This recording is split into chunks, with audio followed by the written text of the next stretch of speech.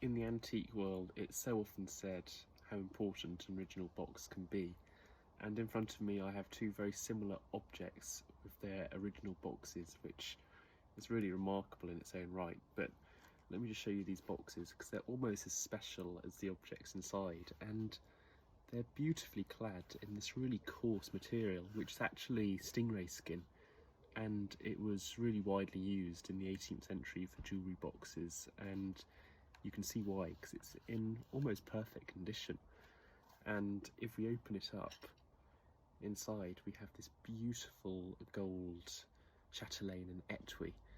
Now, this was made in around 1730, and it was made for a gentleman, believe it or not. And I guess in the 18th century, gentlemen were a bit more extravagant with their fashion, because this is as decorated as it can get.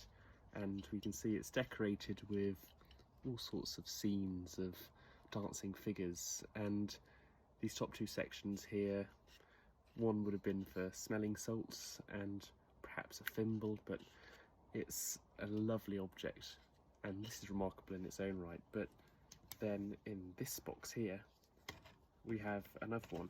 Now, this one, if I just take it out, is a bit later, and we can tell that because as they developed, they became more decorated. And we can see at the top here we have a classical scene which has all been beautifully cast and done by hand, and then we also have some more classical scenes on the front.